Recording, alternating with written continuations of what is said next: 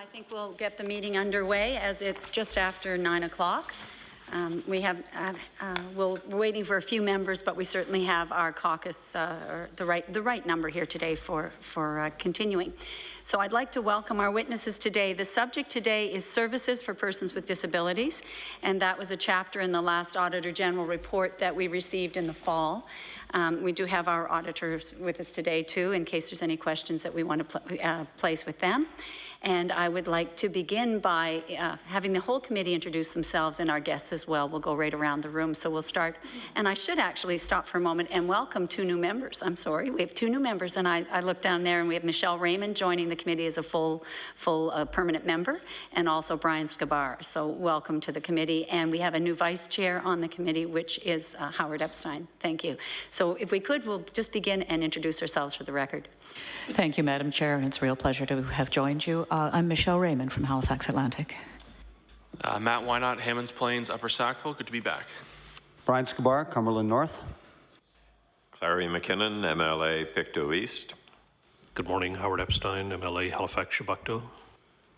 Morning, Keith Caldwell, MLA Preston. I'm Diana Whalen, the chair of the committee and MLA for Halifax Clayton Park. Evangeline Coleman-Sad, Assistant Auditor General. Darlene Henry, Committee Clerk. Yeah, we'll go there. Lorna McPherson, I'm the Director of the Services for Persons with Disabilities Program, the Department of Community Services. I'm Dave Ryan, the Acting Deputy Minister for Community Services. George Savory, Executive Director, Family and Community Supports with Community Services. Good morning, George Hudson, Executive Director, Finance and Administration for Community Services. Well, thank you very much. And we also have with us a couple of representatives from the Ledge Council, right? So in case there's any questions there. At the same time, I'd like to now turn the mic over to our guests and to David Ryan as the Acting Deputy Minister for any of your opening comments. I think you do have a presentation for us. I would just ask, I didn't look to see how long it is, but we try not to go over, between 5 and 10 minutes at the most. So, that's just as a rule. Thank you very much, and please continue. Thank you and good morning. I'd like to thank the Auditor General for his comments and recommendations. We appreciate this opportunity to respond and outline the great work going on at the department. We also welcome any opportunity to help us better serve Nova Scotians. The Services for Persons with Disability program provides voluntary residential and day programs for over 5,000 individuals with intellectual and physical disabilities or long-term mental illness. Many of these individuals have very complex needs. Nothing is more important to us than the health and well-being of those we serve. Our overall goal is to promote and offer a range of programs that help improve the lives of Nova Scotians with disabilities. To that end, the last several years have been busy for the Services for Persons with Disabilities program. In 2006, the department implemented 3 new community-based option programs: the Direct Family Support Program, the Independent Living Support Program, and the Alternative Family Support Program. 2 years later, in 2008, we released 2 reports, one on residential services and the other on vocational and day program services for adults with disabilities. And as you know, the Auditor General released the results of his audit of the Services for Persons with Disabilities program last year. We are pleased that the recommendations of the audit were consistent with the work that we've been doing over the past several years to strengthen policy, standards, and procedures, and to implement service agreements for all of our SPD programs. We agree with the Auditor General's recommendations. In fact, 20 of the 29 recommendations were already in progress or being implemented during the audit process. For instance, the department has either completed or is working on a number of improvements around program evaluation and long-range planning. We intend to build on the work of ongoing program reviews and a framework for a comprehensive strategic plan for the SPD program. The department's focus has been on implementing our new programs and services and ensuring that the people who need them are getting them. Now that many of these programs and services are in place, we can focus more on program management. There has been a substantial amount of work done to update all of the SPD programs, policies, and procedures. Small option homes will soon be licensed, and a tremendous amount of work is going into consulting with the sector to better inform regulation, amendments, and policies. We have done a considerable amount of work in the last year on the Protection of Persons and Care Act, and we will continue to make improvements to ensure residents and their families are treated with the respect and dignity they deserve. A new centralized reporting system designed to monitor complaints and their follow-up will be implemented in the near future. In fact, a recent case has shown that the Protection of Persons and Care Act is working exactly as it is meant to. An anonymous complaint of abuse was made and DCS staff acted immediately. An investigation was conducted and the department is now looking into why it occurred. In September, the department implemented new waitlist policies, procedures, and forms. Monthly reports are prepared to ensure waitlists in every region are complete and accurate. In addition, a service agreement template has been developed that will ensure service agreements are in place between the department and our service providers. These are some of the initiatives and improvements the Services for Persons with Disability Program staff are working on at the moment. While we would like to be able to do even more, we'll continue to move forward as best we can. We will continue to make improvements to ensure residents and their families are treated with respect and dignity they deserve. As I said before, we are pleased with the Auditor General's recommendations. They focus on the operations of the SPD program and provide a useful roadmap for us as we move forward. Thank you for the opportunity to speak here today. We welcome your feedback. It helps us improve what we do and ensure our programs are effective, sustainable, and in the best interest of the people that we serve. I am committed to working with our service providers, staff, residents, and their families as we continue to improve this program and make life better for families in Nova Scotia. We look forward to providing you with more specific information in response to your questions today. Thank you. Mr. Ryan, thank you very much for your presentation. Before we move to questioning, I should note that we've been joined by one additional member of the committee, Mr. Alan McMaster, MLA for Inverness. Welcome. Now we'll proceed as follows. Each of the caucuses will have an initial opportunity of 20 minutes each to ask questions, and then we'll go to a second round. We start with the Liberal Party and Ms. Whalen. Well, thank you very much, and we are very pleased to have you here today. I want to thank you for coming. When I first saw this report from the Auditor General, there were a number of things that jumped to mind, and I think as all of us as members of the legislature can relate to, we have constituents who are numbered in those hundreds and in fact several thousand people that you are looking at in this report. I believe it's 3,452 individuals as of the time of the audit that fell under this community-based options, which was the focus of the audit that was done. And so all of us, I think, over the years have the opportunity to meet people living in our community, either in small options homes or more independently, or getting family respite care.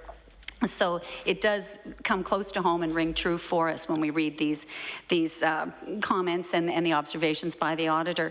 And one of the things that strikes me is the vision really of the department, which is to maintain people, help people maintain their lives and be as involved in the community as possible. That is an overarching, I think it's the vision of the department, if I'm not mistaken. It was listed in this report, which I don't have right at my hand. Here it is. It says the vision of the Services for Persons with Disabilities program is to enable individuals with disabilities to live to their fullest potential within their communities. And I think that that's, you know, a goal that we would all support fully.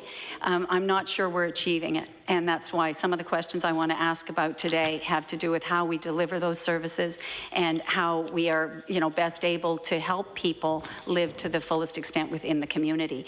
And as I mentioned to you before we started, I wanted to specifically reference one of my constituents whose name is Karen Larson, and Karen has given me permission to talk today at the committee about her case, and I gave you a copy of her approval for that, just so that you feel comfortable as well. I understand you don't come here prepared to talk about individual cases, but Karen's case to me is something that stands out when I read the report, because the report talks about particularly about how the department deals with complaints, and complaints is an area that I feel, you know, having followed followed through with my constituents' complaint that they were not adequately dealt with. Now, the case in point that I want to, and I am referencing, goes back to 2008, so it's not immediate. Karen was originally, she's been moved back and forth a little bit over her adult life. I think she may have started with community services, then she went to the health department under one of their programs, and in 2007 was moved back to the Department of Community Services for her care needs. And she was nervous coming back because she didn't know if she would lose some of her support services that she had. In 2008, shortly after she'd been brought back, because of a number of circumstances, she was her care was no longer left in her hands. She had previously found her own caregivers and hired them and brought them into her home to help her live. She was then moved to one of your service providers. The department stepped in to help her find care and did it through a service provider.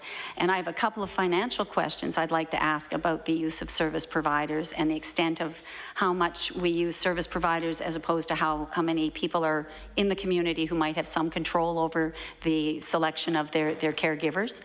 And so I'd like to start there, because that was one of the big changes for Karen, was immediately going with a service provider and having to trust them to find somebody who will work well in her home. So maybe I could begin there with what the relative proportion is of people who have their own determination for caregivers and those that are under service providers. And that question, I'm not sure if it's best for perhaps for Ms. McPherson, I'm guessing. Thank you.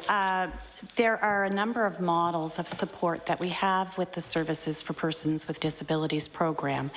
There are programs, direct family support program, for instance, is for families who are supporting a family member with a disability at home.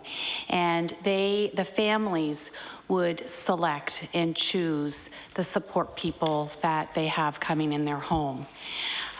We have independent living support, which is a supported apartment model of program, that there are a couple of different models. One would be that the individual could hire their own person to provide for their support needs, and another that it would be a contracted model.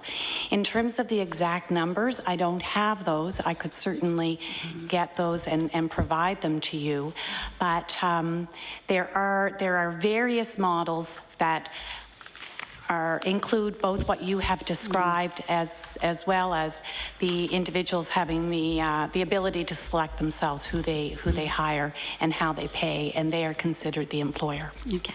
One of the recommendations in here was and I should be able to reference it, but it's in the section on payments, but it says there's no consistency in your policies that would ensure consistency among what caregivers are paid. And I wanted to explore with the service providers how much money you would be giving for their contracting of people to go out and provide that care in people's homes, as opposed to how much money would be given to somebody who's doing it themselves, who's more self-managed. I realize yours isn't called the self-managed care program, but somebody who has more self-determination. Can you explain a little bit about that recommendation? Right now, I think there is no consistency in the payment schedules. Generally, and actually even since the Auditor General's report was finalized, there were changes to the method of payment. We have, for our service providers and contracted services, there is a provincial salary framework that is based on a standardized hourly rate that residential workers would be provided. Otherwise, it would be for individuals who receive funding to hire their own people. Generally, it would be the provincial minimum wage. Yeah. So why is there a difference? And you didn't say what the standard hourly rate would be, but I assume it's more than minimum wage. Yes, that was introduced in the province back early in 2000, standardizing the hourly rate.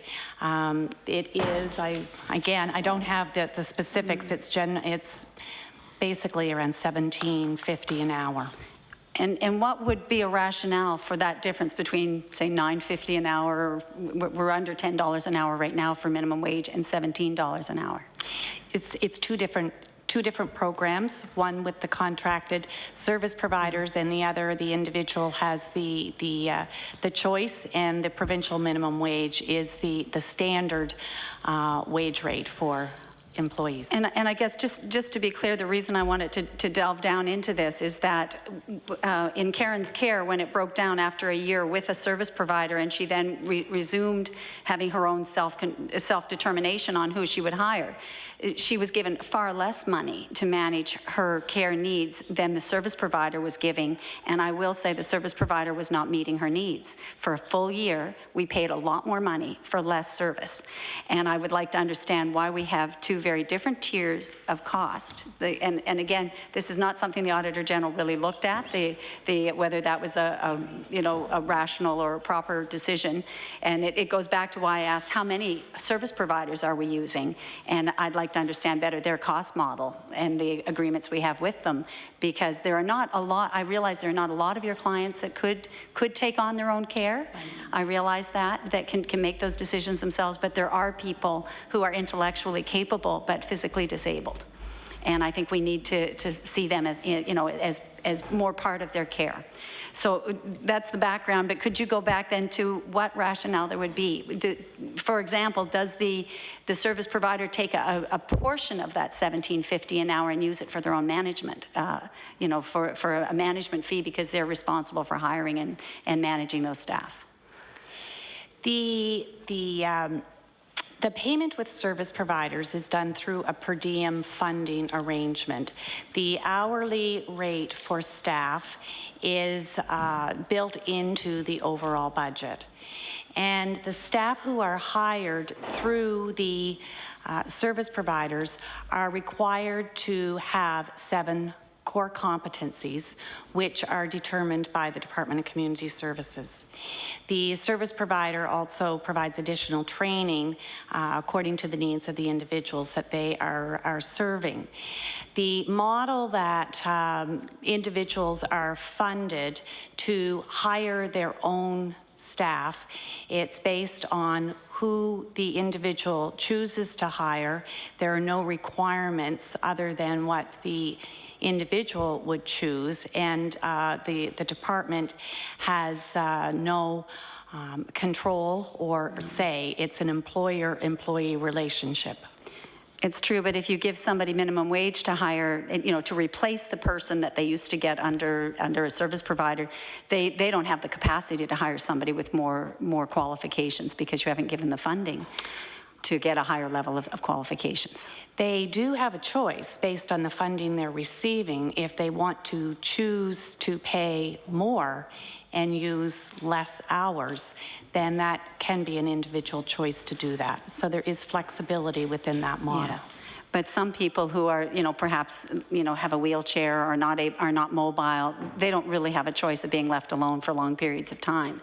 So I think that choice is limited. And I realize the Auditor General's report said that we need to do assessments on what people's needs are. One of the comments in the report was that the department doesn't look to match really and see whether the funding you're allocating or the level of service you've allocated to an individual actually matches what they need. So, that's a really big gap not to go back and actually see if it meets their needs. And we've acknowledged that, and we have said that that's an area of work in our overall plan that we will be looking at and addressing. Yeah. Is it addressed yet?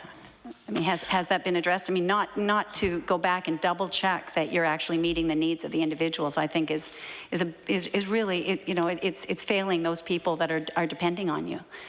Well, we are looking at, and we've undertaken an initiative to reassess client needs, and it's ongoing on a regular basis. That staff would be meeting with their clients to ensure that their support needs are being addressed. That takes me a little bit into a different area, but when I was looking at the comments made about the quality assurance and the lack of actually matching whether or not what we've identified as their needs really meets their needs, what I've really thought was that there's been no indication that we've ever asked the clients themselves whether they are getting what they need and whether there's any surveying being done, or has there ever been any surveying done, would be my question on this person's services for persons with disabilities. disabilities to see whether or not they're satisfied, even on a global level, so you get a benchmark and you can work collectively to improve it. And we see that here at the legislature, where groups like Workers' Compensation Board realized they had a big problem with their client base. They weren't meeting their needs, and they began to survey on a regular basis. And now they come back and tell us where they've improved, about things like, are we treated with respect? Are we getting timely answers? Can we reach our caseworker when we need to? General questions like that, not the specifics around your daily care, but are you satisfied with the support you're getting from us, from the department?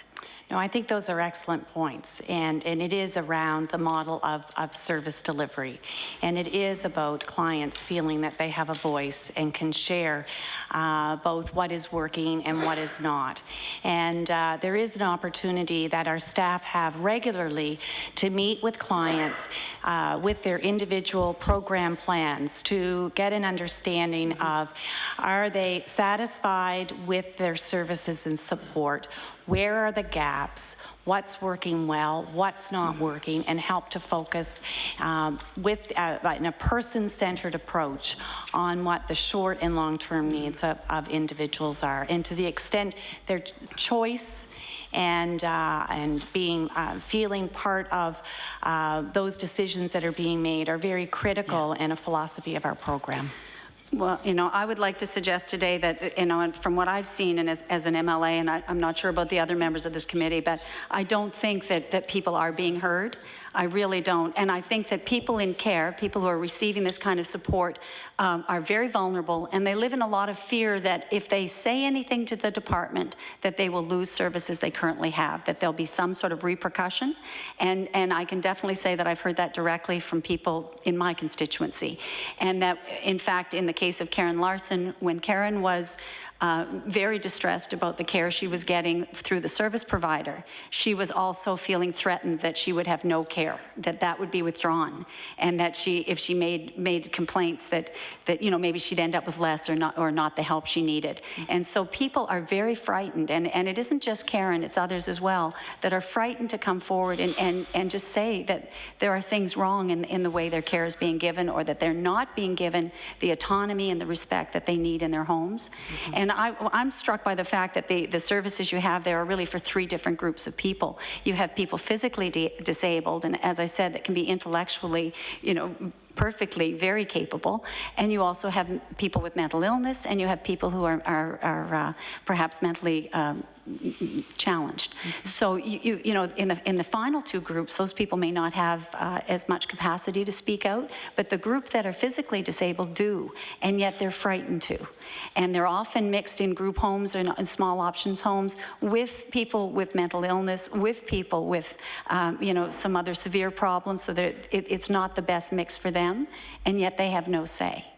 And so, there is a big problem here. I think it goes back primarily to being able to hear from the people you're serving. And I'm going to leave it that we should definitely be surveying them and developing a survey that would at least give you an overview of whether or not the people you serve are getting what they need, because they're frightened to tell you things, and they're frightened to talk to MLAs as well. I know that they don't want their names used. It's a rare client that will be willing to speak out, and I think we've seen that with other services as well, with government. And in fact, it's not even that they're worried about or feeling vulnerable. They're in fact threatened by care providers at times, that if they don't like it, they can leave. And how can you tell somebody in a wheelchair that if you don't like the service you're getting, you can just leave? It's very, it's frightening. And so, as I say, I'm using the case of Karen Larson because I think Karen had a support network that allowed her to speak out. I wanted to go back to the dollars on this because I do have an accounting background. I always get interested in the dollars. The contracted service providers, which would be, various groups, you have a lot of them. Do you give them a per person management fee? Do you pay them something monthly per client that they're managing, above and beyond the salaries? Maybe that's Mr. Hudson. Follow-up question, are you speaking directly to these clients, such as the one you I'm using, about, or are you talking about the our service provider partners in the residential program. I'm thinking specifically of the case with Karen Larson, where she had a company that was engaged to arrange her care and have people at her home for care. She had a case worker or a case coordinator, I think, with that service provider. Would that care coordinator and the company that she worked with have gotten a monthly fee for managing Karen's care? In those cases, what we're talking about is in many cases, there's a payroll company that is providing payroll services for the client to those employees. And yes, there is a service charge, of course, that payroll company would be charging. Would that be the company like, I don't want to name any of the companies here, but you know which ones I mean. There's a whole raft of them. Would that company get that money, or is this an outside contracted payroll service? I'm not really interested if you're contracting for a particular service. I'm sure you're getting value for money on your payroll, but. Yeah, the company or nonprofit provider gets funded to provide the service. Okay. Per person, per client. Yeah, a payroll service, of course, gets a fee for service, but that fee is built into the whole payroll. I'm sure you're aware of how those payroll So you don't look at it work. as a per client management fee? I mean, again, in the case of Karen, she had a caseworker at Community Services, but she was also given a coordinator at her service provider. And she was told if she had any complaints, you go to your service provider. Don't come to the department, go to the service provider. And when she didn't get satisfaction with the service provider, she went to Community Services, to her caseworker. And the service provider was annoyed with her for circumventing that, I guess, hierarchy of where you're supposed to take your complaints. But my understanding was the service provider was paid, over $500 a month to manage Karen's care. So that should have been my understanding was that she should have been the person that would have dealt with the complaints and made sure that the care providers were appropriate, and that you would have paid her that money, and I'm saying the company, that money, the non-profit service provider, that money, under the understanding that they fully manage Karen Larson's care. And so what would they have been paid is what I want to know. I'm sorry, Ms. McPherson. Yeah, sorry. I can't speak to the specifics of what they would be paid, but I can say that our care coordinators, regardless of the placement or the model, our care coordinators stay actively involved in providing case management services. You've highlighted a situation that in describing it, we do not take that lightly. We want services to be satisfied, clients to be satisfied. We want clients to be safe. We want clients to feel that they have a voice and that they can share. If they are not receiving the supports that they think that they should be receiving, then we want to hear about that. We would never want clients to feel that there would be any kind of retribution as a result of that. That's not the model. It is one that individuals are respected, their voices are heard, but you've also identified the population that is supported through this program, the three populations. It's a very complicated program. There's nothing easy about understanding, and when you have three disability groups that we're providing support to in one of the few provinces in Canada that has the three populations. It is through the Auditor General, the report, the recommendations, hearing firsthand from people like yourself, what you're hearing from clients. This all is what we consider in understanding the improvements and enhancements that we need to be making. Okay, thank you. We're finished the first 20 minutes. We'll now move to the second round and the PC caucus. So, Mr. McMaster. Thank you, Mr. Chair. And thank you for being here today to give us an opportunity to ask some questions. I'm just curious about a couple of things. What would be the incidence of disability caused by, because I know sometimes people will encounter disabilities in life. It may be because of health reasons, and these would be physical disabilities. It might have, it might be due to maybe a lack of physical activity or healthy eating. And people, if they're getting older, they might work in jobs that require physical activity, and all of a sudden they encounter a disability, and they may need to be taken care of by the province. Would you say the incidence is increasing or decreasing there, or is it about the same? In terms of the statistics in Nova Scotia, we do have the highest rate of disability for children, youth, and adults in the country. We're not exactly sure why that is, but it is, the statistics do demonstrate that our province, we are slightly out of proportion with other provinces. To your point around injuries and leaving individuals with disabilities, I don't have statistics to speak to that. I do know that children are born today and live who didn't survive 5 years ago. So the interventions and the medical technology on the front end with birth, leaving babies with lifelong disabilities, there is an increase. Okay, that's good to know. And I guess I'm thinking about health promotion, some of the initiatives they're trying to do for the population and how that might impact your department. Because there's a lot of disabilities that can't be protected against, you know, it can happen. What about psychological disability? Have you been noticing an increase or a decrease in the incidence of psychological disability?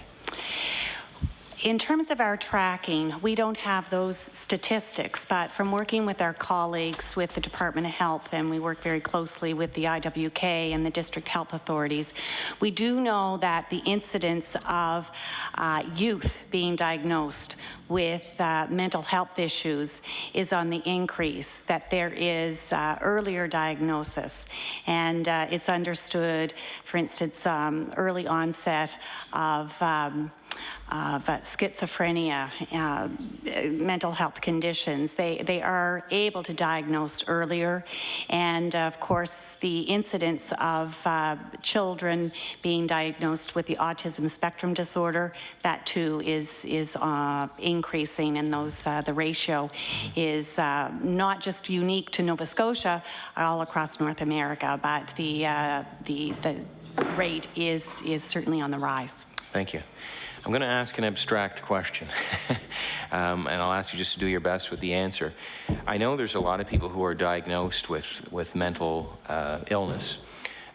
Is there any support for them to help them and to encourage them to still be an active member in society? And what I mean by that is, a lot of these people years ago weren't diagnosed, but they made great contributions, whether it might be in the field of art or music. And I guess one fear I have when we're trying to diagnose and take care of people is that we might make them feel like, you know, they're in a situation that they can't help, and maybe they, instead of just proceeding through life like they had 2 years ago, they might stop trying.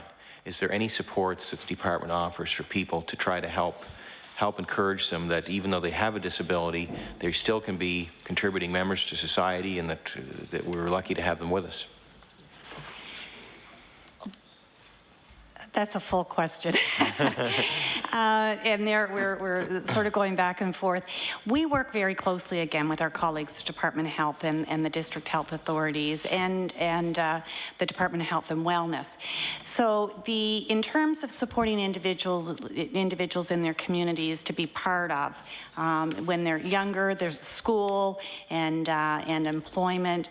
There are a number of community agencies that provide outreach and individual supports. There are employment programs that are provided both through within our department and with the labor market agreement programs. So every effort is made to support individuals to be well and to manage with their disability. That's great. Can you explain a little bit? I know the client needs assessment. I think it involves, in some cases, the Department of Health and the Department of Community Services. Is that correct? And if it is, how is that working well? Because if it's involving two government departments, is there good communication between the departments? Is it working well for clients? Great question.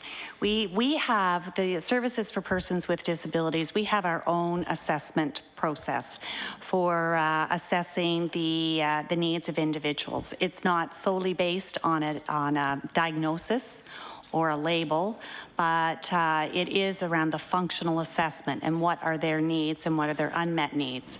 We do have individuals who share services between the two departments, and to ensure that they have the services and supports that they require, we work very closely with our colleagues in the other department and come together to ensure that the best of both programs and services and departments are available and provided to the individual.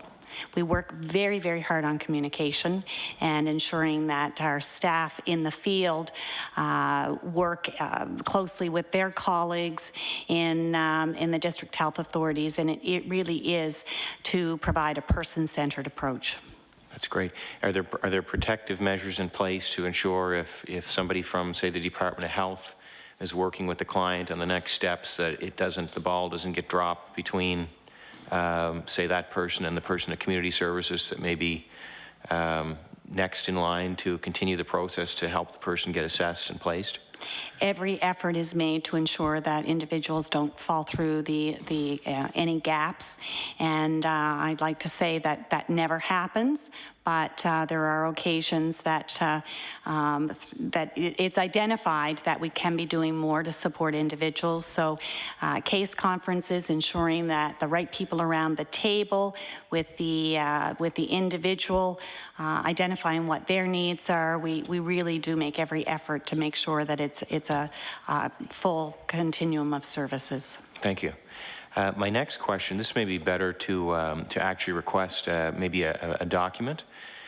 And what I'd like to see is what are the supports for somebody who's living in a home-based environment versus, say, living in more of a, and I don't know if the right word is institutional, but somebody who might be living in a home environment that would be with other clients. Would it be possible to get a breakdown of what the client would get in a home-based situation?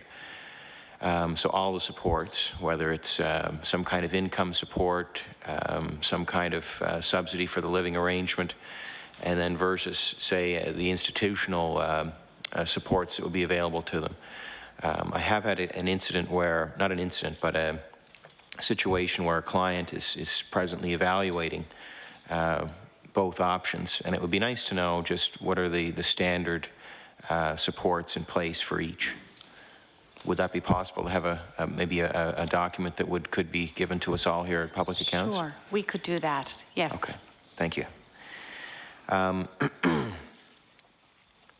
We talked a little bit about, and I know every effort is made to make sure people don't fall through the cracks, and I can appreciate that the department does its best with that.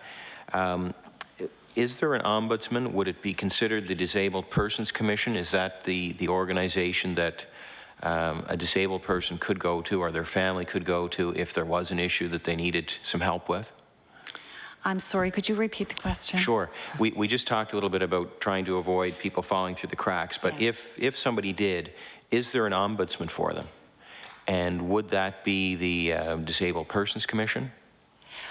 Well, actually, there are two ways that an individual could go. The provincial office of the Ombudsman would be one way to go, and the Disabled Persons Commission is another, as well as the Human Rights Commission. Okay, thank you.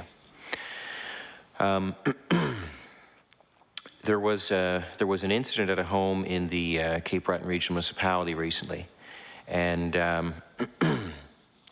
I just was reading the newspaper, I suppose, like everybody else, and I was surprised at the.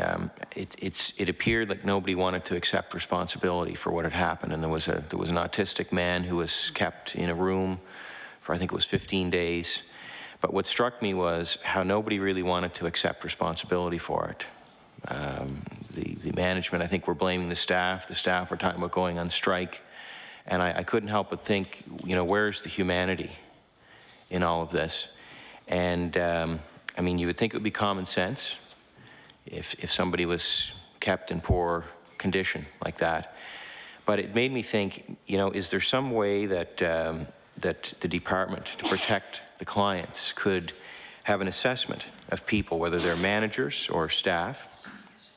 And I can think of, I know that the banks in the financial industry are very careful, and a couple of things they do to ensure that people who are working for the banks are treating their clients properly, taking care of their clients, is you know, they have to write tests each year on procedure to make sure they're following the rules. So I would think in the case of helping people with disabilities, they might write a test each year just to brush up on what they should do in certain situations. Another thing they do in the banks is they ensure that people have a knowledge of a set of principles. You know, it really comes down to ethics. Because sometimes, I suppose, people when they're working, they might forget. Maybe they're busy and they might forget about the importance of following an ethical practice. And this is a way that other industries try to help protect their clients. Is that something the department could look at? With each unfortunate circumstance, like what you're referring to, we look at what we could do and what lessons can be learned from that.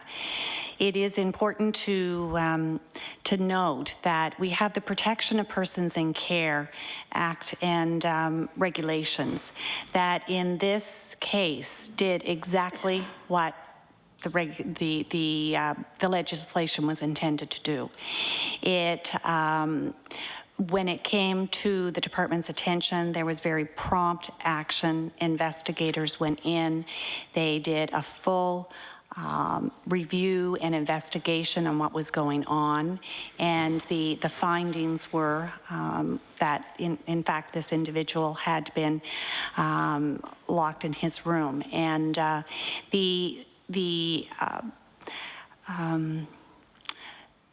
the next step will be for the organization to respond to an action plan to ensure that that doesn't happen again. In terms of supporting the sector with the work that they're doing, we are having consultations with the sector and looking at what they are identifying, what they need, what kind of support that they require, and their staff to provide safe and secure environments. At the end of the day, the main purpose and goal of the Services for Persons with Disabilities is to ensure the safety and well-being of people with disabilities. So from the incident that you are referring to, we would say that's not acceptable, and we need to find out why that would happen. Do you think there would be some value in you know, doing an annual test or and I use the word test, but it's more so the purpose of it would be to ensure that the people who are working with your clients are following principles, and have an idea of what they should be doing if a certain procedure would be called for in a specific situation, that there'd be some accountability each year that they would have to show that they know, okay, we would do this if we were in this situation. Is that something the department, do you think, should be looking at or would like to look at more? Well, we are, and there are additional safeguards that are put in place. We do have a licensing process. We have dedicated staff who go into licensed settings that do review and check that the Homes for Special Care Act and regulations are being followed, that staff have the required training. There are, the licensing will be expanded to the small option homes that are the community-based three-person or less settings that have always been unlicensed, so there will be additional scrutiny by expanding to the unlicensed, and we will be implementing service agreements with our sector that will be very clear with regard to roles and responsibilities. That sounds great. What about, I think of people who may be mentally disabled and who may not have family for whatever reason, and it's I've seen this situation in not a lot of cases, but in a handful of cases. Who would be there to advocate for them if they don't have family members who are kind of keeping an eye on them and checking in on them on a regular basis? Is there could we appoint some advocate for them, or could you have any comment on that? We recently, jointly with the Department of Health, the Personal Directives Act and legislation was implemented. And basically this is legislation that recognizes that those who are competent can make decisions with regard to the decisions that relate to every aspect of their lives. For individuals who are not competent, it means that there's a formal process for a substitute decision maker. So that may be a brother or a sister, mother, father, but it recognizes that they've gone through the formal legal process to be identified. When there is no person to take on that role and advocate on behalf of the individual, then there's the public trustee who would ensure that every decision would be made in the best interest of the individual. Thank you. And is there I've seen incidents where the public trustee has maybe there's not been a lot of communication, and I suppose there is an onus, obviously, on whoever the trustee is.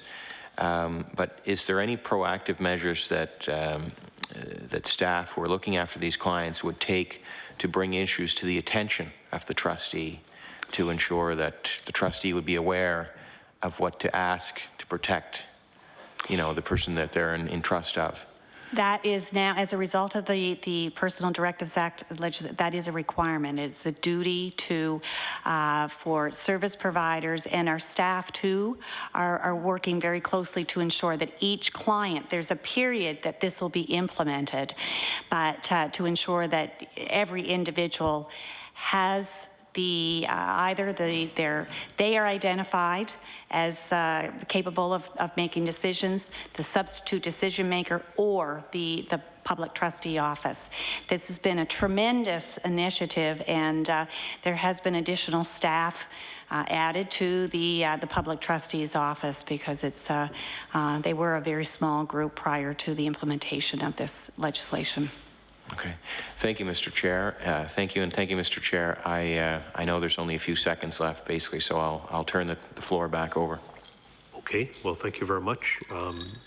And we now move to the Government Caucus. We start the round with Mr. Wynot. Thank you very much, Mr. Chair, and thank you for coming today, giving us the opportunity to hear from the department and talk about the Auditor General's report, as well as other things.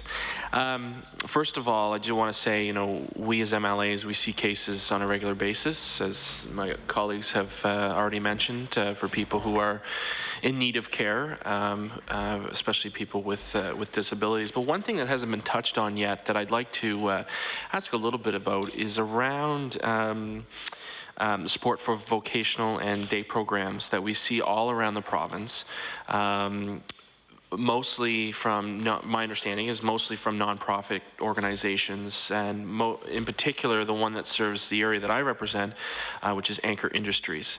Anchor Industries Society, or AIS as they're known, is near and dear to my heart, not only as an MLA but before being elected. They are a group of individuals, volunteer. A lot of the board members are volunteers, and they are very proud of their facility. They're proud to be out in the community, and in fact, they have yearly fundraisers where they do get a lot of support from businesses, from individuals who come to their annual auction or their bowl-a-thons. And Anchor has been has served the surrounding areas of Bedford, Sackville, Fall River, Beaver Bank, Hammonds Plains, Lucasville for almost 30 years.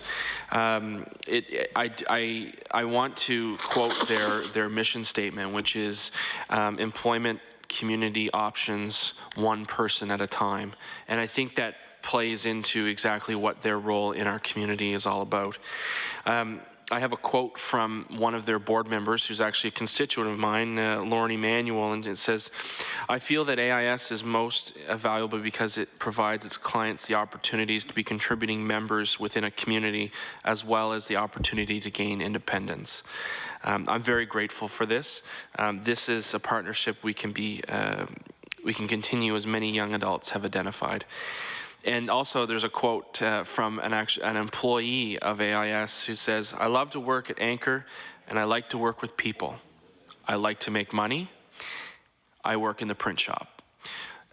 So it gives, when I go to Anchor, to their ladle restaurant, to the print shop to get my canvassing card printed, they are just so happy to be there. So I just want to touch on a little bit about what sort of supports have you been giving to these types of vocational programs across the province? And just start there. What supports have you been giving to them? And what, overall, what's the budget line for those types of organizations? I'll start with this, and actually I'm really pleased that you brought up the Adult Day program. That's another part of the sector that we have under the umbrella of the Services for Persons with Disabilities program. I'm familiar with Anchor Industries and enjoyed some nice lunches out there. We're working with the Directions Nova Scotia, which is the umbrella provincial organization that's representative of 28 of the adult service center organizations across the province. It is recognized, and there was a report on adult day programs that was tabled in June of 2008, that this is a part of the sector that too needs a lot of attention. And there are various models across the province that are a combination of supporting individuals with very high needs to providing support and employment services for individuals who need some assistance with job readiness to get out into the workforce. Their funding in the past has been a combination based on municipal social services that are based on a amount of grant funding, but also recognizes that there are fundraising dollars that the organization also puts into their overall line budget. I don't have the exact figures of how much what the budget line is for the adult service centers in the province. We can provide that to you, but I can tell you that we are working with a small committee of Directions Nova Scotia on an overall funding strategy. It hasn't been done in years and years and years. They remind me frequently that it is every question that I ask, they'll say, well, there's a long answer to that. So it's been a historical funding basis for this sector that we're looking at how we can develop a strategy in the go forward. Adding capacity is important. Individuals need to have options for their day programs, and everybody needs to have a reason to wake up in the morning and an activity to belong to. So they provide a very, very valued service in the continuum of services.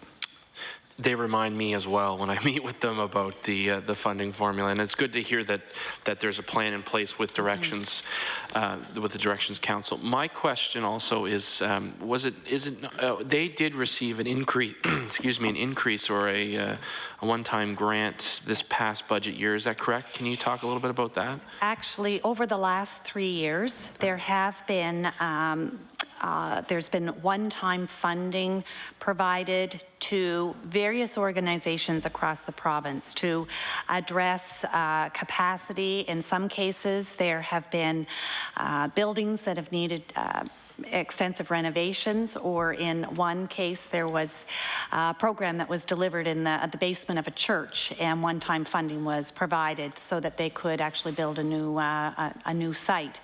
Over the last 2 years, we have been able to provide 3 installments to the sector to address operational and daily expenses that they have experienced. So does that go to the Directions Council first and then they divvy it out, or does it go to individual? Because my understanding was that Directions actually received, as you know, I don't know what the figure was, but let's say $100,000 or something as an increase to help support them. Is that? It wouldn't go directly to Directions because they're the provincial organization. Okay. It went to each of the organizations. Okay, gotcha. Based on a formula on what their total operating budget was. Okay, so it differed per facility or whatever. That's right, and it was very well received, and we were very open and transparent with how the one-time payments were applied. There was extensive consultation between our staff and the sector, and the feedback was very, very favorable. I often, when I go to Anchor and meet with the executive director and the board members, I often hear about wait list problems for, in particular, Anchor. Mm-hmm. What sort of plans, are there plans in place to help address that? You know, based on what you said to some of my other colleagues around increasing amount of people who do have disabilities, are there plans in place to help alleviate the wait lists around the province? Because I'm sure that Anchor's not the only one, but can you talk a little bit about that? Or is that part of the overall funding formula that you're talking with Directions? It is part of the overall funding formula to add capacity and to address wait list issues. Okay. So there is, it's not a simple solution. No. It's a long-term plan, and it is an example of having representatives from the sector at the table to assist us with what that plan should look like. Okay, I do appreciate the time, and I'm going to share my time with my colleague from Halifax Atlantic, but I do again want to say thank you for supporting Anchor, because it's such an important part of the communities, not only my constituency, the constituency of the Minister of Communities, Heritage and Culture, Minister of Economic and Rural Development, and we try to support them as much as we can, and I'm glad to hear that there is a potential glimmer of hope in the future that we will be able to help them as well as far as meeting the needs that they have. So thank you very much. Thank you. Now to Ms. Raymond with 10 minutes remaining. Thank you very much, and I really appreciate the chance to hear a little bit more about the work that you've been undertaking, particularly in the wake of the Auditor General's report. One of the things, of course, that we're all so terribly aware of is, as you mentioned, that Nova Scotia has these extraordinarily high rates of disability, of chronic disease, with, of course, an aging population. So we know that there's a huge amount of stress on all of the systems which go to support, you know, those members of our population who are in need of a little bit more support. And one of the things I'm really pleased to hear about is, in fact, that you're tackling the question of wait lists. Because sometimes, you know, in my dealings with people with disabilities and the families with people with disabilities, one of the most stressful things that comes about is the question of what are we going to do? Not what are we doing right now, but what are we going to do?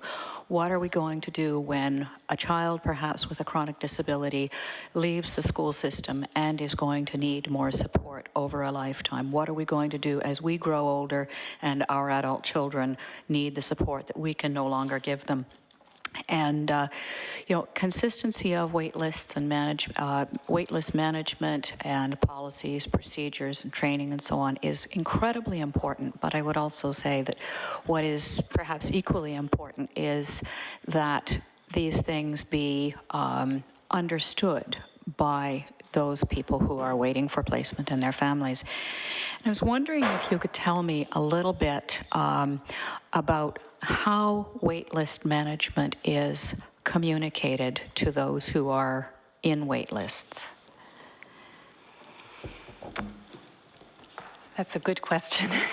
It would be communicated through the care coordinators directly to the individual. The whole area of waitlist management, which was highlighted in the Auditor General's report,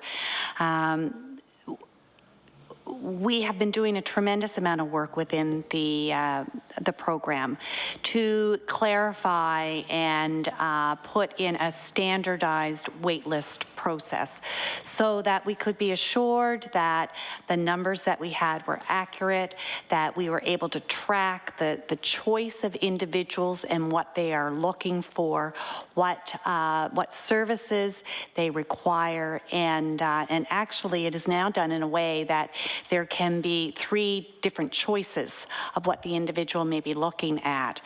Ours is a voluntary program, which is maybe not understood by everybody, but what that means is that the individual has a choice to accept or not what we can offer them.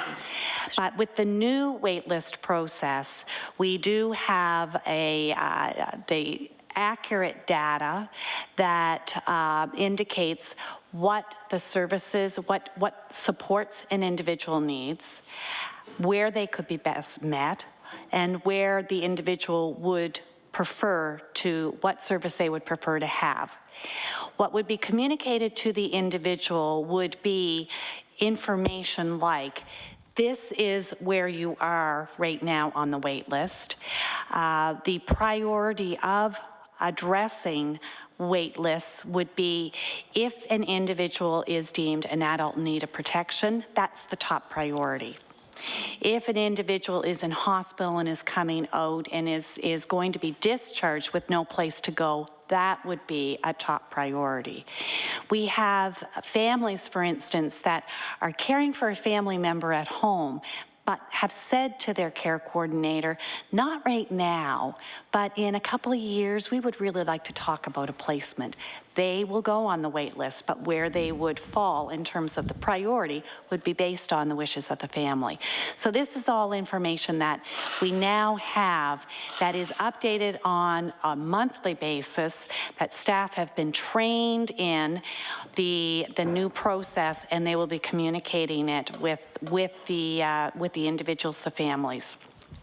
Okay, thank you very, very much, because as I say, this is one of the most important pieces of it for people who are waiting.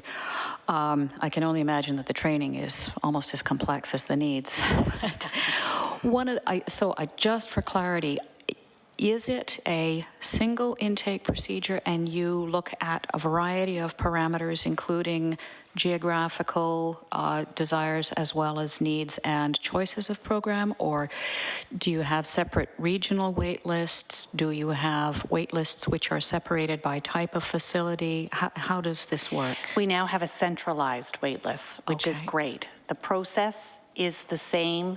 Staff enter the information. We previously could have the same person on 4 different wait lists in 4 regions. That is no longer the case. Wonderful. And I guess another question that I had, well, I have lots of questions, but have you yet reached the point of being able to establish some target wait list times for people who are, say, on these priorities? You don't have to say what they are, but have you at least been able to do this? Because I realize this is a very new process, and in fact, it sounds as though for a long time, there hadn't even been waitlist management. But have you reached the point of being able to establish targets, target lengths of time? We don't have them, but that's certainly something that we would consider in our overall strategic plan, that would be an objective that we would be striving towards. Right now, currently, the capacity in our program is very, there is no capacity. So, but in the long term, I could see that that's what we would be wanting to do. Yeah, no, I can. Do I have time for one more question? Okay. This will be difficult to answer quickly, but the question is just around the people with complex needs. You have mentioned that there are people who, I mean, obviously almost everybody has intersecting concerns with the Department of Health, and they may, you know, move back or forth depending on the sort of crisis level of their health needs at any given time. But I have had a couple of instances of dealing with constituents who have, because of their disabilities, have previous involvement with the justice system. Now, do you have any kind of a protocol for working with the justice system and for ensuring that people who have previous justice system involvement can in fact find placement if that's what is needed? I'm thinking particularly of a couple of cases of people with intellectual disability combined with emotional disability, which has led them to difficulties which have been, you know, they've finished their involvement with the justice system. However, it's still there, and there remain concerns around supervision and so on.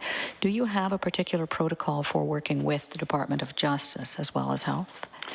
We do have a protocol with regard to complex circumstances, and just so that everybody understands what we mean when we say that, it's really individuals who their support needs exceed the eligibility for the services for persons with disabilities or with continuing care. That may be because of extreme behaviors and violence. It may be because of a past history of sexual abuse. It may be issues that with the justice system, and they've been discharged, and there's been violence and harm to other people. So that's not a typical individual that would meet the criteria of our programs.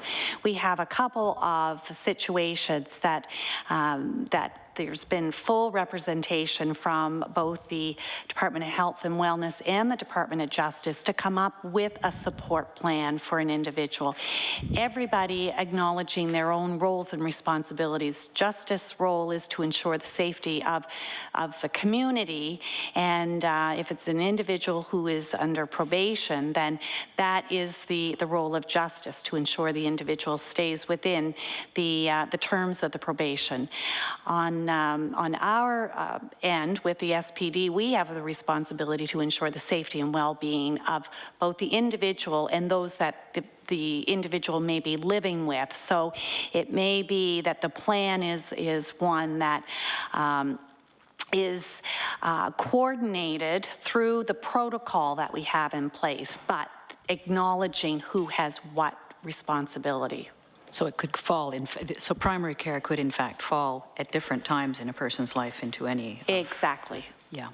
Okay, well, thank you very much. You have 1 minute if you want to use it. Okay. Wonderful. Yeah, I guess, well, the main questions, of course, were around this and around waitlist management and the psychological importance to family members and support. Do you have any sense at this point, you talk about the capacity just not being there, and given the growing numbers in any way, I mean, do you have any sense of what the demands may be on the system in 5 years, 10 years from now? And Are you able to share that? We do, and we have, and the Auditor General's report had made the recommendations around future planning, and we do have more information now than we even did when the report was released. We have, and it's been referenced, with an aging population, there will be more demands on the Services for Persons with Disabilities program. It's really the only program that I am familiar with in our province that we provide services across the lifespan, and that literally means that families with children age 1, 2, or 3 could start to access our program through the direct family support, and we have individuals that are 95, 96 who are in residential settings. So we have the challenge of offering the continuum of supports, options that people have a choice, an aging population of parents who have been able to care for their family member with a disability at home, but they're 60, 70, 80 years old. We have data from the reassessment initiative that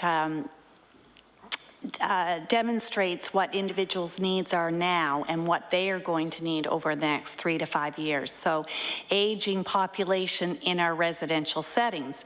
Well, we know the numbers of who are ambulatory now and very mobile, but over the next 3 to 5 years, their mobility is going to be an issue. So if they're living in a 2-story group home now, the planning for 3 to 5 years would entail where could they move and how could they best be accommodated. This is information that we just in the last 6 months have been able to enter, and the data hasn't even been fully assessed and analyzed, but it is information that will help us with our planning. It's daunting, but we will be making informed decisions. I'd better stop you here for two reasons. One is we're cutting into the time of the next round, and second, of course, our focus is on past spending, not so much on the future. So I'll move now to the second round. There'll be 13 minutes for each of the caucuses. I'll move again to Ms. Whalen. Thank you very much, Mr. Chair.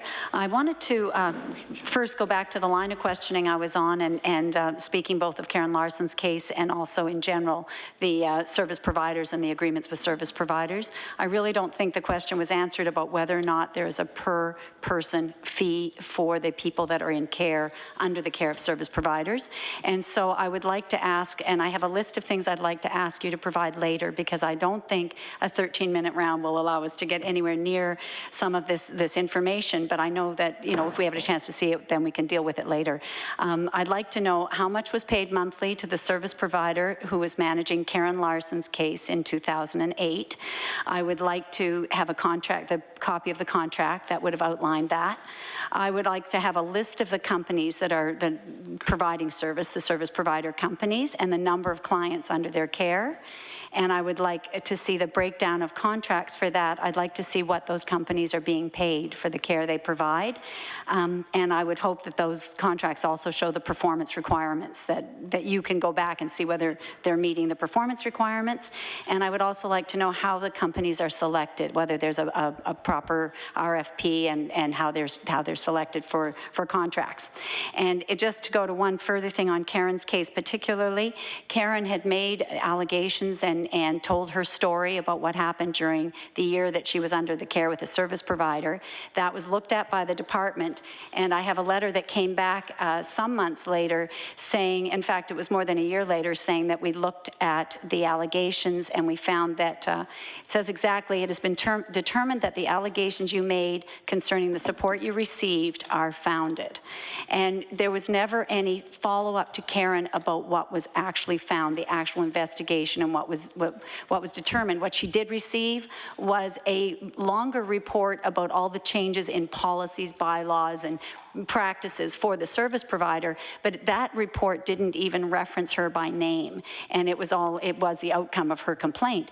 But it again goes back to what the Auditor General said, there's no way to close the loop on those complaints, and I would like to see the report that was generated internally that would have said that her allegations were founded. And that's my list of things I'd like to ask for the future, if you could, to this committee. Thank you. Person, if this is material you feel you can provide us with? Yes, I feel certain we can provide a response in detail to your request. Okay, thank you very much. And you also mentioned earlier to me that if possible, you would meet with Karen Larson afterwards. And Karen has joined us today despite the weather. She's with us here today. So I wanted to mention that. Thank so you. perhaps Pleased to meet with her. I appreciate that. I really do. I'd like to go on to another section which really follows on from some of the my colleagues' questions around supports for adults. And we talked about the day programs that are available and the work-ready programs, but there is a segment of the population that's not being served. And I'd like to just reference that another Nova Scotian is with us today. His name is Andrew Beliveau. He's in the gallery, and he has a daughter with severe needs, and there is no programming available for her.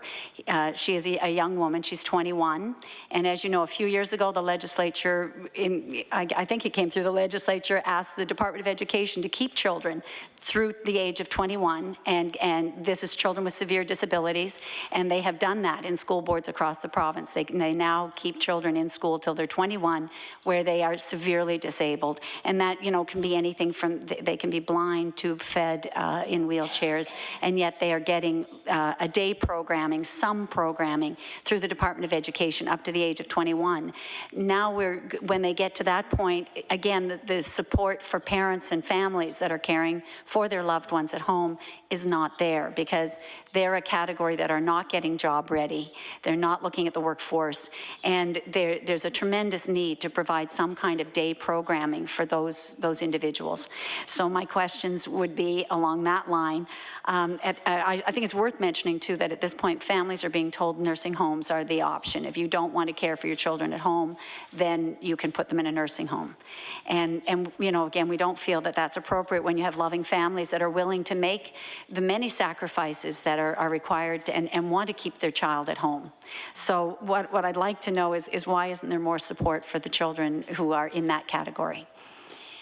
Thank you. And further to my response, this is a population in terms of leaving school and requiring a day program, and those are the very discussions that we have been having with Directions Nova Scotia.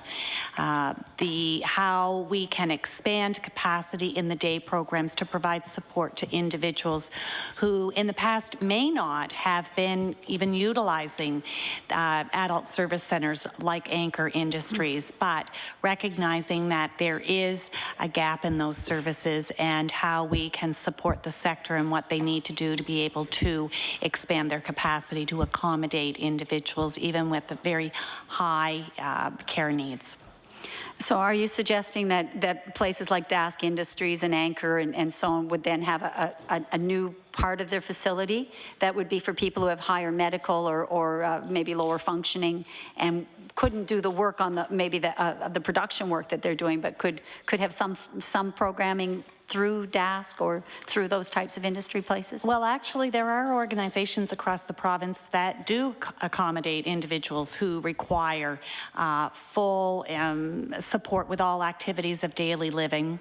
And so we would want to hear from the sector what would they need to do to be able to expand that capacity so that they are offering a full range of day programs and services, not just for individuals who require assistance around employability, but also for individuals who do require a day program. Similarly, there is an aging in place population with adult day programs of individuals who really would, they want a leisure program and they're at retirement age. So what should that look like so that it's not a one size fits all, but rather a range? Are there any programs right now today that would serve, you know, a young person, as I say, with severe disabilities that really is not going to be ever going to work? Any day programs now that a family can access? and that the department's willing to pay for? Well, yes, there are day programs that provide supports for individuals who will never go to work. Are they very difficult to get into? Is that why many families are coming to us saying we can't get any help? There are wait list issues. That's right. Can you give me any idea how long it would be in Metro to get into one of those programs? No, I wouldn't. I could get that information for you, but depending on the profile of the client, the programs that they offer, there may be a vacancy in one program, but it may be an employability program, whereas there may be no vacancies in a program that is a pre-vocational, which is full support.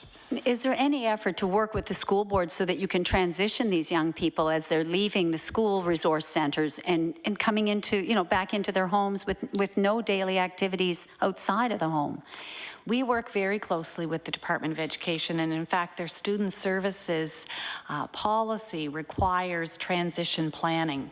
So transition planning should, my colleagues with education could speak in more detail about that, but transition planning should be starting in high school and even before on what life will be following graduation for students with special needs. We do have a couple of programs that we are partnering with the Department of Education and the school boards. One is here in Metro. It is the Access to Community and Education. It's called the ACE program. Would that help somebody that was severely disabled? That would be, that program is geared towards support, towards employment. Yeah, I'm really looking at what might be a narrow band, of maybe a small number in terms of your total number that you support. But can we talk about the people who are going from the school resource back into their homes and they don't have other options? Their families are left with their full care and they don't have other options. And, in speaking to Mr. Beliveau, our staff were told that the only option offered to their family was a nursing home for a 21-year-old daughter. It's not the route that they want to look at. Absolutely not. Should remind the department that the member having named a potential client or maybe an actual client of the department doesn't relieve you of the obligation to be circumspect with respect to clients. Thank you. Yeah, as I say, I'm using it as an example of that type of a client, and what are we doing so that we don't go into talking about geriatric care when I'm talking about young people. No, it's a good point, and it goes along with the discussions that we are having with the sector. Okay, perhaps you'd have a minute to meet with Mr. Beliveau. If not now, perhaps you could set a time to meet with him. That might be helpful as well, I think, in terms of where we go with that. I think you're aware that the wait lists are tremendous, and perhaps you weren't able to tell me exactly in Metro what the wait list is, but I think the committee would be interested to know what kind of wait lists there are to get into both the day programs and the small options homes. I understand there's a tremendous backlog on small options homes as well. So I don't know if you keep that separately on your list, but I'd like to know both of those if we could as a request. Because I think that is the reality for many families, that they have been very happy with the help from the school boards, and school boards have really risen to the challenge of accommodating these young people longer in the schools, and that's given structure and variety in their lives, and without that their life becomes much more narrow, and the families would like to see them have more activity and more stimulation and just more in their lives. Yes. So, that's the point of raising that issue particularly. I had a couple of other issues as well around the quality assurance issues, and I think I have, a minute? 1 minute. 1 minute. Quality assurance issues. It said very clearly here that you had no way or no requirement that the service providers should let you know what complaints and concerns have been raised. I want to know if that's now been addressed. It did say in here that there was no complaint and incident monitoring. The department does not have processes in place to ensure service providers report all complaints and incidents.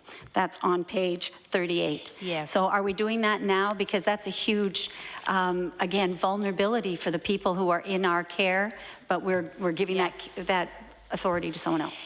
The reporting of incidents and complaints is a process that is in place, and there will be continued work with both the sector and our staff on standardizing the overall process. But they must report complaints to you now, and incidents and concerns? Yes, they do. They must report those, and under the Protection of Persons in Care, they are required, there is a duty to report.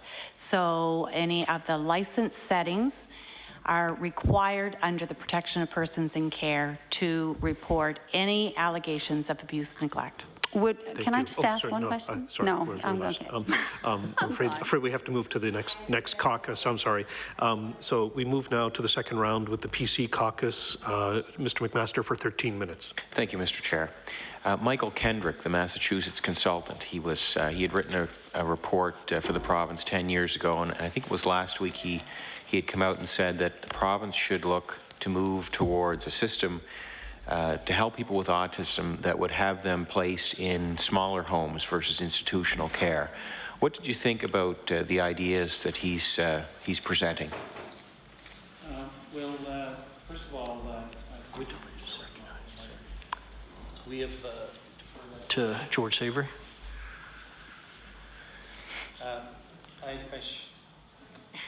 Okay. George. Just say his name. Next mic. I think we need a new mic on here. Yeah.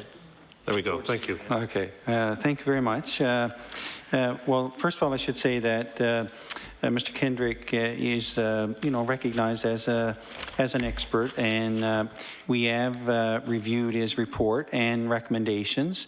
And in fact, a number of the initiatives that we've put in place over the years, like the direct family support, the independent living, which was formerly called the supervised apartment program, the adult foster program, all of these initiatives would coincide with a more community-based approach, and we'd have over 3,000 clients that would be living in either with their families with support or in community-based options.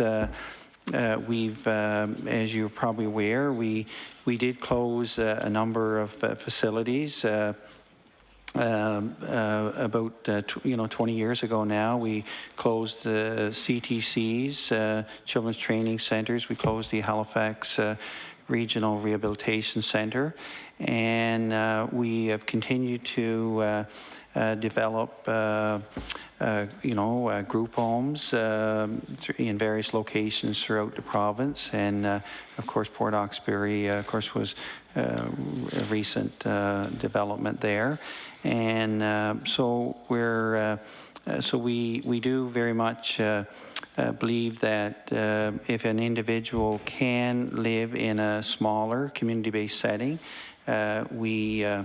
our goal and desire, of course, we have to look at opportunities to, make the and support the individual into a more community-based setting. But based on our resources and opportunities, we do I believe that the individuals should have that opportunity. So the other thing I should say is that where we have done renovations to facilities, we have moved towards more private rooms for the individual, created more opportunities for families to sit down in private with the individuals. I'm thinking of Riverview. We have 3 new group homes there as part of that renovation initiative there. So even when individuals do live in a larger facility, there's no reason why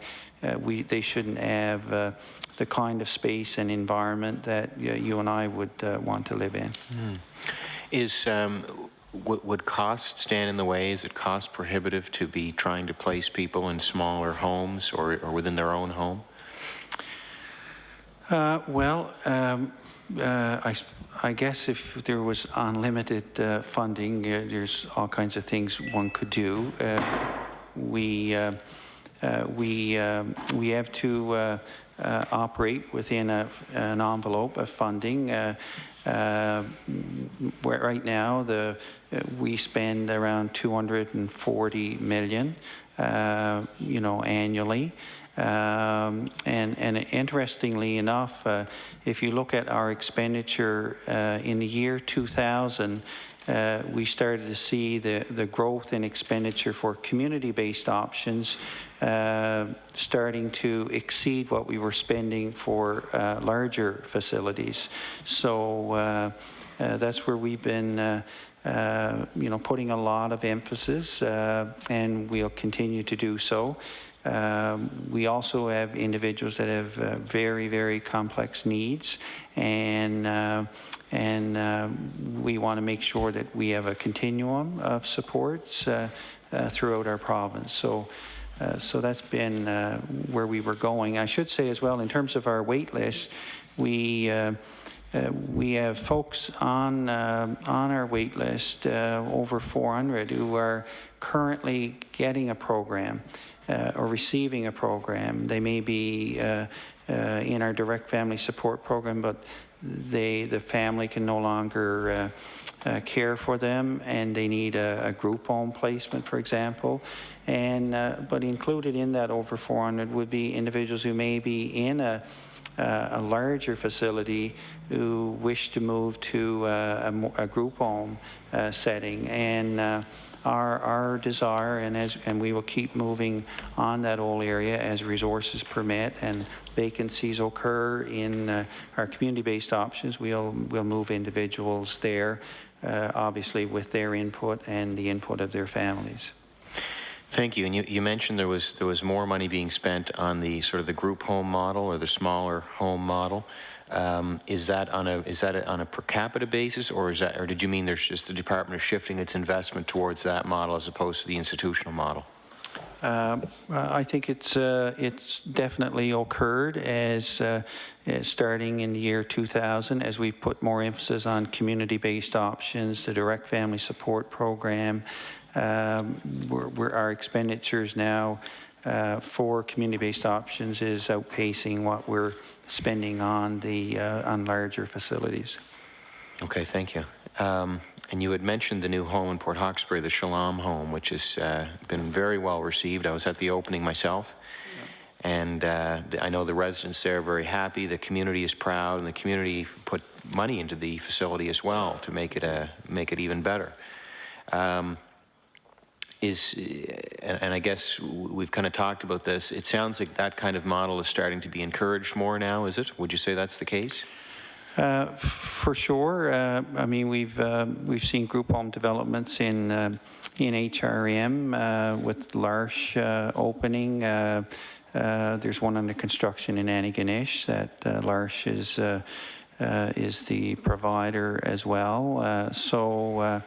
And of course, you mentioned the one in Port Hawkesbury. So these are just three of the ones that have developed. The other thing that I should mention about that was very positive in terms of the Port Hawkesbury one was that in addition to the group home aspect, it also has a respite bed as well, and two individuals also have an apartment type setting for which can be used to transition individuals back into the community, and I think that's a very positive development as well. If a community today in Nova Scotia was looking at putting a facility like that together, and I can appreciate it, some of it would relate back to the community and the volunteers involved, but about how long do you think it would take to take a project like that from start to finish? It varies, and of course, first of all, it would have to be included as part of the budget process, and of course, funding would have to be identified. Most of these facilities are built now with the board getting a mortgage through the Nova Scotia Housing Corporation, and the department building in money into the annual operating budget to cover the mortgage payment monthly. Generally, it's probably it's taken probably a couple of years from the time we know we're going to move forward in an area with one, and by the time issues around land, which can that can be straightforward. I think of Riverview, they were built on the property that the municipality owned, so that expedited things. If you got issues around the property, that can make a difference. It also can make a big difference in the cost as well. We generally, I think the one in Port Hawkesbury, you're looking at close to $1 million to build a property like that. And then again in Port Hawkesbury, we had the benefit of a donation in terms of the property. Mm-hmm. Would it be like 2 or 3 years, do you think? Probably. Generally, I would say it's probably taken us a couple of years with the planning and discussions with the individual board and who they wish to serve, and then by the time they do, bids for proposals and get estimates.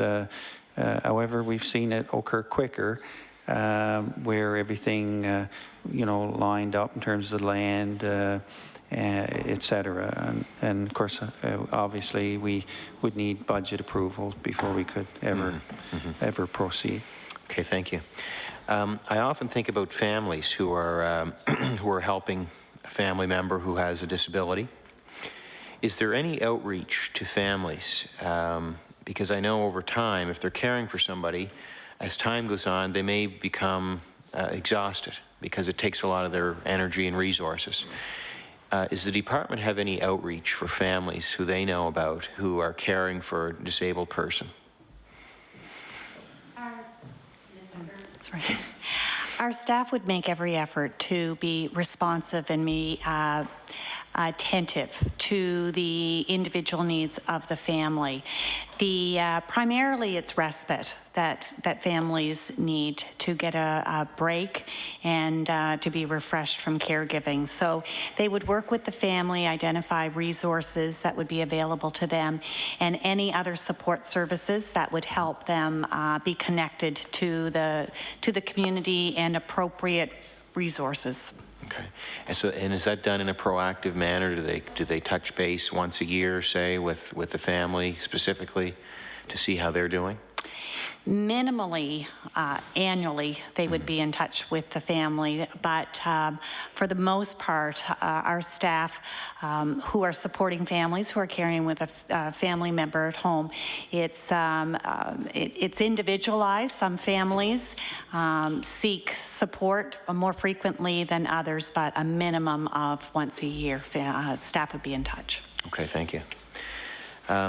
We talked a bit about the wait list today, and I think you're going to provide us some statistics on the wait lists across the province. Is that the case? Yes, I can provide the wait list information. We have currently, I can tell you that there are 208 adults with disabilities that are on the wait list for supportive living or residential options. There are additional 448 that have requested a move to an alternative living arrangement. In some cases, that may be one with more supports, or it may be an arrangement with less supports. And we have 15 children with disabilities that they're on a wait list for a residential placement. So this is very accurate information. I just have one other quick question, because I think we're getting close to the end of my time. Your time is just really over now. Can I just ask a quick one? Just, I have an individual who has moved from one location to another location in the province, and it happened some months ago, but he seemed to get lost in the shuffle.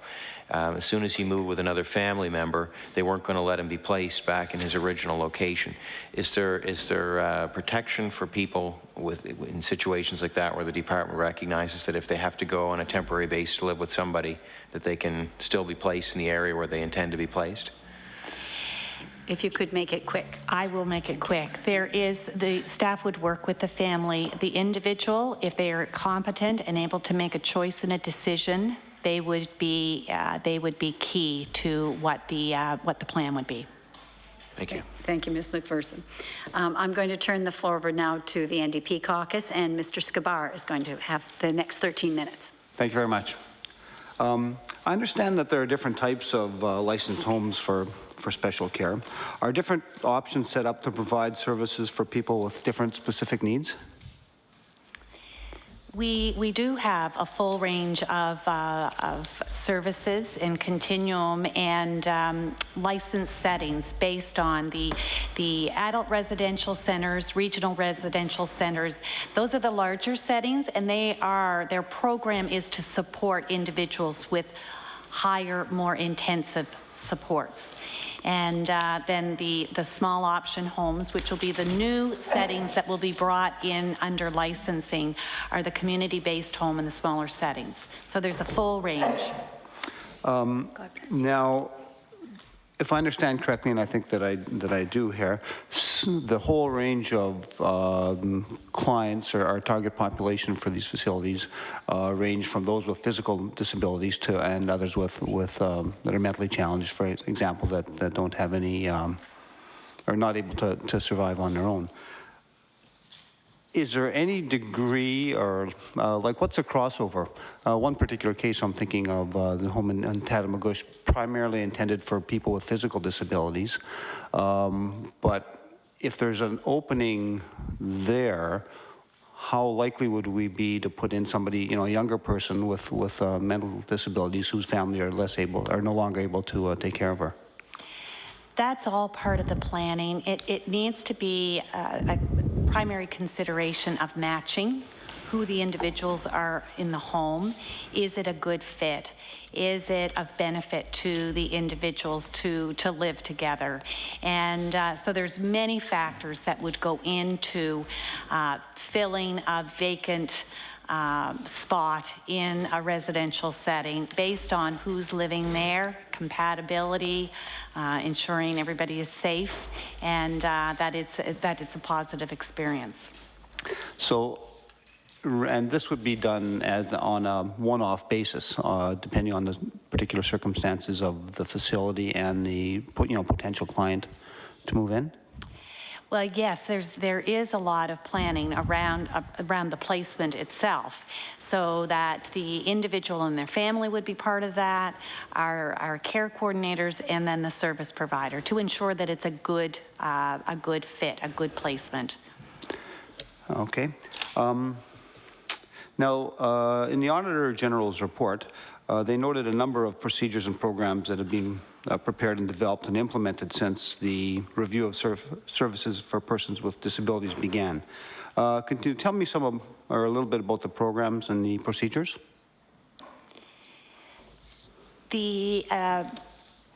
I'm sorry, can you ask that question again? Okay. I just want to make sure. Back to the Auditor General's report. A number of procedures and programs have been prepared, developed, and implemented since review of the services or services for persons with disabilities began. So I'd just like to know a little bit about these programs and procedures. These would include the whole wait list process and so procedures. that is and where the wait listing. Exactly. Okay. The reassessment to gather current information on individuals and what their support needs are going to be. The policies that have been prepared that will be rolling out to staff. This is work that was underway when the auditor's report, when the field testing was being done. The placement needs of individuals and the future needs of individuals. That is information that we've been gathering to help inform us for the next 3 to 5 years. The rollout and the implementation of service agreements, that is work that was underway and that will be happening this year. So that'll give you an idea. I hope that answers your question. Actually, that's part of it, certainly. Now, one other little part, just by way of something twigged on me when our Mr. McMaster was asking his question as well. In terms of how important is geography in terms of a placement? Like if one particular family, like the closest center would be Pugwash, for example, but there are far more family supports nearby to Tatamagouche. Like, is that Can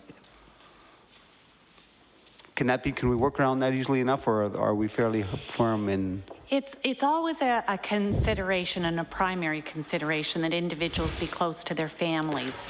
However, we don't have all programs in all parts of the province. So we don't have, we have 4 regional residential centers in the province. Those are settings that provide support to the highest needs, most complex individuals. So how we can offer a placement to a family based on the assessed level of need of their family member. It's really the choice of the family whether they accept that or not. And we do not have these programs in all cases close proximity. Now, the concern there, of course, is if they took something that opened up, more quickly, then they get off the list for someplace that they really want, and they can't be like on a list if they're already placed. No, we would, if they were offered a place that was outside of the jurisdictional preference of the family, when an option became available, they would be offered a placement closer to their family. It's not that a placement is made and that's it, that the work is finished. It really would be with a commitment to have the family member and all united as close as possible. Okay, I'm just going to share my time with Mr. McKinnon here for a moment, but I'd just like to also mention that the ARC in Pugwash, the Sunset Industries, I've been there on a number of times. Half of my kids' furniture comes from there, as a matter of fact, and could hardly be more impressed both with the management and staff and the whole business model of the center as it is. And the residents are all cheerfully working on their, well, they do the laundry for the salt plant, and just a fine model, and good on you for that one. Anyway, Mr. McKinnon? Mr. McKinnon. Thank you very much. I didn't know if I was going to get some time this morning or not, but delighted to. I was the lead at the last Public Accounts Committee, and very pleased. How much time do I have? You have about 5 minutes. Great. I had a very heartwarming experience last Sunday in Riverview. I had gotten a call from one of the residents in the Riverview residential facility, and the 3 group homes were just occupied, the last one last Thursday, and I was taken by the hand in those facilities to look at the new room, my new bed, my new bureau. I'm getting a TV of my own tomorrow. And it was just such an uplifting event in my recent life. And the fact that we had 24 who were going to be selected to go in to that new group home setting in the 3 new group homes, and we do have 33 that have actually gone in. I'm just wondering about the selection process that took place there, because there are in fact, or were in fact, approximately 100 residents in the Riverview adult residential facility itself. And certainly there was a detailed selection process, but I'm just wondering how that worked. You're correct. It's a very detailed process, and actually it continues to be a work in progress, because the 3 group homes will provide a level of support. They're a group home model. So the individuals who are moving in there now, some may be long-term residents in the new homes. Some may go back into the main building when the renovations are done in the building. The detail around who moves is based on the level of support of the individual. And so we've had to develop both an interim plan and a long-term plan, because the 3 new homes are just part of the overall plan for Riverview. Exactly. And I know that they're beautiful homes, and everybody is very, very excited. We're very pleased that we've been able to move forward, and that the outcome with the new homes is just the beginning of good things at Riverview. Yes, I know there's more to come there, and that is in my constituency, and I'm just so excited about what's taking place there. I noticed that 2 of the group homes required less staff and a level of care that was less than the 3rd one. What are the different levels? I guess there are 3 levels maybe within group homes, are there? Or? There are, and then individuals are assessed according to their level of need. And as George Savory had indicated, you know, as individuals as their support needs reduce, we would hope and be planning for them to move into environments that are appropriate. So you've said exactly the lower staff ratio indicates that individuals are more independent, they are more active in the community, they are able to be out and about more frequently without support, and those sites are staffed accordingly. So it's very involved, and our staff and the management of Riverview have all been part of that planning. I have to comment in relationship to Summer Street Industries, because Anchor and others were mentioned this morning. And Summer Street Industries is a superb facility. I have a first cousin who is a client there, Gordon McKinnon, and certainly to see him in that setting is a good experience for me. And I had the occasion of making an announcement with Peter McKay in that facility last week, and certainly I'm in there very, very regularly. But one of the things that I'm also pleased with is that you revamped the wait list scenario last September, and that wait list, the changes are going to be beneficial, I think, to Summer Street and other facilities. Any comments? Well, we're really pleased with the work that we've done with regard to the wait list and accurate information. And it is all about the goal and objective to offer timely services in the most appropriate way for individuals. And so it's the feedback has been very, very favorable. And I'm also pleased that you've referenced a couple of programs this morning because it highlights that there is really excellent work that is being provided across the sector with the organizations that we work very, very closely with to ensure that clients are receiving the right supports, and they're treated with respect and dignity and offered the freedom of choice. Thank you so much, Ms. McPherson. And your time has elapsed now, Mr. McKinnon. Thank you. I'm afraid to say we have committee business, so I would like to turn it over to Mr. Ryan if you have any closing comments for us for the committee. And thank you. Thank you. First, I would like to thank all of you for providing this time and forum for us to provide answers to questions and to talk about our programs. Your questions were all very good, as well as your comments, and they will inform us as we move ahead with our various initiatives and strategies, and in our response to the Auditor General. I would like to thank the Auditor General for their report and guiding us forward for the coming year, and I'd like to thank our minister and our staff here today, and maybe especially Lorna, who provided a lot of the responses. So I'd like to thank you all, and we'll make sure that the information that you've asked for will get back to you, and that it will inform us as we move forward. Thank you. Well, thank you very much, Mr. Ryan. And we will have our clerk send you a list of what we had agreed upon today, but we appreciate that you will be sending that back to us and give us an opportunity to look at it then. and thank you for being with us today.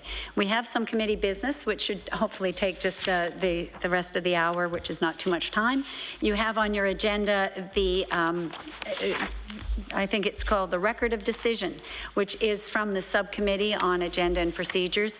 And the subcommittee met and agreed on 4 items that are before you. Those items were agreed to unanimously by the representatives of the 3 caucuses on that committee. And I am looking for a motion to adopt that. Yep. Thank you, Mr. Caldwell. So the motion is before us. All those in favor, say aye. Contrary-minded, nay. Well, thank you very much. That means we have 4 new subjects for us to schedule. With that in mind, we are hoping to have the next one on next week on February 9th. That is, I think that will be possible. So we'll move ahead with it should be the Department of Education, the first one on the list for next week. And there is a little discussion around some breaks in our meetings. One is that during the, I think it's February 11th to the 25th, in really the same time period that the Canada Games are on here in Halifax, we will be not able to have any Hansard services, either here or at the Legislative Committee's office, because they're revamping that. So it was the subcommittee's recommendation that we not meet in those 2 weeks. We're hoping that you all agree with that. Okay, so moved. Thank you. I think that all those in favor will do that. Aye. Contrary-minded, nay. That's passed as well. And that is because we meet on, generally we're very determined to meet on a weekly basis as much as we can. The next question is March break, because that falls on the 14th to the 18th of March. And that means the Wednesday, the 16th of March would be during March break. Now, traditionally, we do not schedule that week either. And I would like to get some direction from the committee. Mr. Caldwell. Don't meet on that date. Okay, so to maintain what we've done in previous years, I would concur with that. So the motion is on the table saying that we don't meet on the 14th. All those in favor? Contrary-minded, nay? So that is also agreed upon. Thank you. The third item, which is not on your agenda, but I have a note on, was to again raise the issue of the conference that Nova Scotia is hosting. And we have several new members of our committee, so I would like everybody to be aware that August 28th to the 30th, here in Halifax, we're hosting our counterparts, the other public accounts committees across Canada and the federal government, as well as concurrently meeting, the legislative auditors meet at the same time. So the conference is called CCPAC, which is the PAC part of it, the public accounts, / CCOLA, and CCOLA are the legislative auditors. And that is a conference that, unlike any other committee, there is a conference annually in Canada for public accounts committees. And since it's being hosted here, I'm hoping that members of the committee will take an active role. And we are in our planning committee, and I'm working jointly with the Auditor General's office, and specifically with Evangeline Coleman-Sad, who's with us today. We are looking for volunteers if you want to be involved in any of the planning. And I know our new vice chair will be joining us on the planning committee as well. So I would just like you to think about it and look for more information if you'd like to know a bit more about it, to ask either myself or Evangeline. Yes, Mr. Epstein. Thank you. Just one additional procedural point. Yes. Since the subcommittee met, our caucus has made arrangements to have an out-of-town retreat. That will mean that none of the NDP Caucus members of this committee would be available on Wednesday, the 2nd of March. So I would ask that when the witnesses are being sought for the different topics, we not meet on the 2nd of March. All right, we'll take that into account, because that is a courtesy we do for all of the caucuses, and we recently had one for the other 2 caucuses. So we'll make note of March the 2nd. That still leaves us 3 Wednesdays in March, because there's 5 Wednesdays in the month of March. So that's very good, thank you. And again, I hope you'll get some information on that conference, and certainly at a minimum plan to attend, because there are 2 days of sessions where we talk about the work of the Public Accounts Committee and how important it is to helping the auditors get their word out to the public as well. So that's great, and our next meeting will be confirmed by the clerk, but I expect it to be next Wednesday. Thank you very much. Okay, we are adjourned.